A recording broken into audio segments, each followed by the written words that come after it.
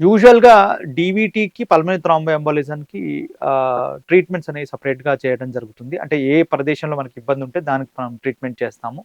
యూజువల్‌గా డీవీటీకొచ్చేసరికి దీనికి medical management ఉంటుంది. ప్రొసీజరల్ మేనేజ్‌మెంట్ ఉంటుంది. మెడికల్ మేనేజ్‌మెంట్‌లో ఏం చేస్తామంటే రక్తం పలచబడే ఇంజెక్షన్స్, టాబ్లెట్స్ ఇవ్వడం జరుగుతుంది. యూజువల్‌గా ఆన్ అన్ యావరేజ్ ఒక పేషెంట్‌కి ఏ రకమైన డీవీటీ వచ్చింది అనే దాని ప్రకారం మనం మేనేజ్‌మెంట్ అనేది డిపెండ్ అయి ఉంటుంది. ఒకవేళ ప్రొవోక్డ్ డీవీటీ వచ్చిందనుకోండి, అంటే ప్రొవోక్డ్ డీవీటీ అంటే ఏంటి? అంటే మనిషి ఎక్కువ కాలం బద్ధకంగా బెడ్ రెస్ట్ తీసుకోవడమో, లేదు లాంగ్ డిస్టెన్స్ జర్నీస్ ఉండడమో, లేదా ఎక్కువ సేపు కూర్చొనే ఉండడమో, ఇలాంటి సెడెంటరీ యాక్టివిటీస్‌లో ఒకవేళ డీవీటీ వస్తే దాన్ని ప్రొవోక్డ్ డీవీటీ అంటాం. లేదు అన్‌ప్రొవోక్డ్ డీవీటీ. అన్‌ప్రొవోక్డ్ డీవీటీ అంటే ఏంటి? అంటే ఏ కారణం లేకుండా పేషెంట్ యాక్టివ్‌గా సెడెంటరీ లైఫ్ స్టైల్‌లో లేకున్నప్పటికీ కూడా అతని కాళ్ళలో ఒకవేళ రక్తం గడ్డకట్టుకొని ఉంటే దాన్ని మనం అన్‌ప్రొవోక్డ్ డీవీటీ అంటాం.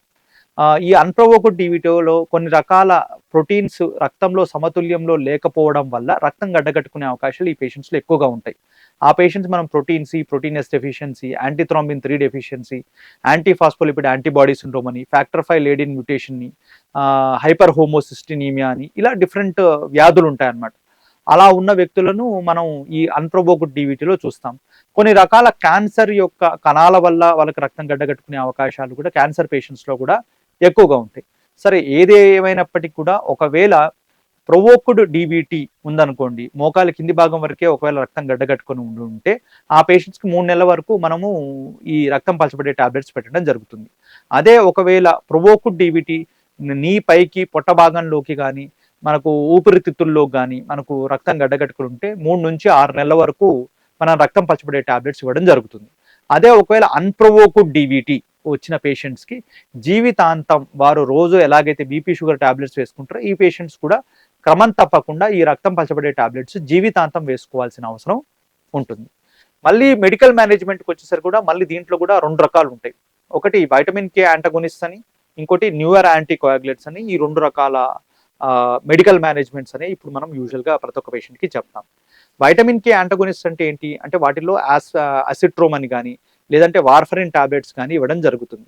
ఈ టాబ్లెట్స్ వల్ల లాభం ఏంటి అంటే, ఈ టాబ్లెట్స్ అత్యంత తక్కువ కాస్ట్‌లో ఉంటాయి. చాలా అఫోర్డబుల్‌గా ఈ టాబ్లెట్స్ ఉంటాయి. కాకపోతే ఈ టాబ్లెట్స్ వల్ల వచ్చే నష్టం ఏంటి అంటే, ఈ టాబ్లెట్ యొక్క డోసేజ్ అడ్జస్ట్‌మెంట్ చేసుకోవడానికి ప్రతిసారి క్రమం తప్పకుండా వారికి రెగ్యులర్‌గా బ్లడ్ టెస్ట్ చేసుకుంటూ ఐఎన్ఆర్‌ని 2-3 మధ్యన మెయింటైన్ చేయాల్సి ఉంటుంది. అంటే కాబట్టి ఈ పేషెంట్స్‌కి మల్టిపుల్ బ్లడ్ శాంపిల్స్ ఊరుకూరికే శాంపిల్స్ ఇవ్వాల్సిన అవసరం పడుతుంది. అదేవిధంగా ఈ టాబ్లెట్స్ వేసుకునే వ్యక్తులు చాలా రకాల ఫుడ్ రిస్ట్రిక్షన్స్‌లో కూడా ఉండాలి. అంటే ఏవి అంటే గ్రీన్ లీఫీ వెజిటబుల్స్ తినకూడదు. క్యాబేజీ, కాలీఫ్లవర్ తినకూడదు. ఆలుగడ్డ, షామగడ్డ, కందగడ్డ ఇలాంటి గడ్డలు తినకూడదు.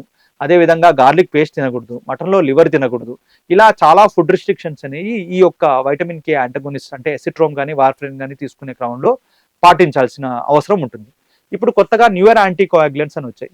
ఈ న్యూయర్ యాంటీ కోయాగులెంట్స్‌లో రివరాక్సబాన్ అని, డాబిగాట్రాన్ అని, ఎపిక్సబాన్ అని, అడాక్సబాన్ అని ఇలా డిఫరెంట్ టాబ్లెట్స్ ఉన్నాయి. ఈ టాబ్లెట్స్ యొక్క లాభం ఏంటి? అంటే దీనికి ఫిక్స్డ్ డోసేజ్ ఉంటుంది కాబట్టి ఊరికే బ్లడ్ టెస్ట్ చేసి దాని డోసేజ్‌ని మార్చాల్సిన అవసరం ఉండదు. 2 ఫుడ్ రిస్ట్రిక్షన్స్ లేవు. అన్ని రకాల ఆహారాలు హ్యాపీగా తీసుకోవచ్చు. కానీ ఈ టాబ్లెట్స్ వల్ల ఏందంటే నెలకు ఒక 3,000-4,000 రూపాయల దాకా ఫైనాన్షియల్ బర్డెన్ అనేది ఒక నార్మల్ వ్యక్తికి పడే అవకాశం ఉంటుంది.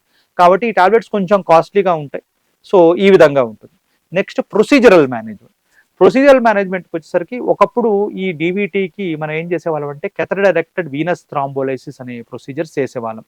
దాంట్లో ఏంటి అంటే మనకు మోకాలి వెనకాలి భాగం నుంచి ఒక ట్యూబ్ పెట్టి ఆ ట్యూబ్ ద్వారా పొట్ట భాగంలో వరకు వెళ్ళి ఎక్కడైతే రక్తం గడ్డగట్టుకుందో అక్కడ మనకు రక్తం గడ్డగట్టుకుందని కరిగించడానికి థ్రాంబోలైటిక్ డ్రగ్స్ అనేది ఇవ్వడం జరిగేది.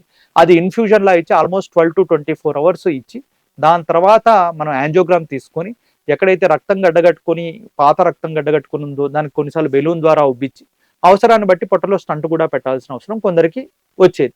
కాకపోతే ఈ కేథర్ డైరెక్టెడ్ వీనస్ థ్రాంబోలైసిస్‌లో ఈ థ్రాంబోలైటిక్ ఏజెంట్ ఆల్మోస్ట్ 20 ఎంజీ దాకా ఇవ్వాల్సిన పరిస్థితి ఉండేది. కాబట్టి బ్లీడింగ్ రిస్క్ కొంచెం ఎక్కువగా ఉండేది. ఇప్పుడు నెక్స్ట్ జనరేషన్‌లో దానికొచ్చేసరికి మనకు యాంజియోజెట్ అని, పెనంబ్రా ఇండిగో సిస్టమ్ అని, క్లీనర్ ఎక్స్‌టీ అని ఇలా డిఫరెంట్ న్యూయర్ గ్యాడ్జెట్స్ అనేవి మనకు ఈ డీవీటీ కోసం, ఈ ప్రొసీజర్ కోసం వచ్చాయి.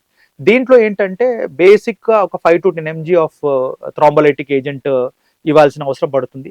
ప్రొసీజర్ డ్యూరేషన్ ఆల్మోస్ట్ ఒక 3.5 అవర్స్ పట్టే అవకాశం ఉంటుంది. కొంత సక్సెస్ రేటు ముందుతో పోలిస్తే దీనికి ఎక్కువగా ఉన్నాయి.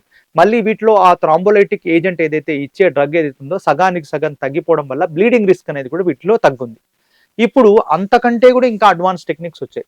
అవేంటి అనంటే మనకు క్లాట్ డ్రైవర్ అని, పెనంబ్రా ఫ్లాష్ అని, పెనంబ్రా లైటనింగ్ అని, ఇలాంటి డిఫరెంట్ టెక్నిక్స్ వచ్చాయి. వీటిలో ఏంటి అంటే థ్రాంబోలైటిక్ ఏజెంట్ ఇస్తే వెరీ మినిమల్ డోసేజ్ ఒక 5 mg వరకు ఇవ్వచ్చు, లేదంటే ఇవ్వాల్సిన అవసరం కూడా ఉండకపోయి ఉండొచ్చు. దానివల్ల ఏమైపోతుందంటే బ్లీడింగ్ కాంప్లికేషన్స్ చాలా తక్కువగా, అంటే లెస్ దెన్ 1% దాకా ఉంటుంది. అదే విధంగా ప్రొసీజర్ డ్యూరేషన్ కూడా not more than half an hour to 45 minutes procedure అయిపోతుంది. పేషెంట్ కంఫర్టబిలిటీ ఎక్కువగా ఉంటుంది. కాంప్లికేషన్స్ రేట్స్ అనేవి ఇప్పుడు వీటిలో బాగా తక్కువగా ఉన్నాయి. అదే పల్మనరీ థ్రాంబో ఎంబాలిజానికి వస్తే మెడికల్ మేనేజ్మెంట్ అంటే 3 months దాకా మనం యాంటీకోయాగులేషన్ ఇవ్వడం జరుగుతుంది. అదే ఒకవేళ మనకు ప్రోథ్రాంబోటిక్ సిండ్రోమ్ వచ్చి ఉంటే ఆ పేషెంట్స్కి లైఫ్ లాంగ్ యాంటీకోయాగులేషన్ ఇస్తాం.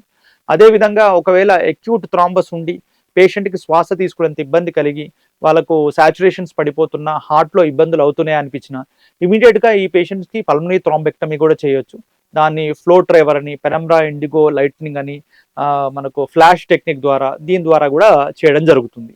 సో డీవీటీని, పల్మనరీ థ్రాంబో ఎంబాలిజాన్ని ఇలా మెడికల్ మేనేజ్మెంట్, మనం ప్రొసీజరల్ మేనేజ్మెంట్ కూడా చేసే అవకాశం ఉంటుంది.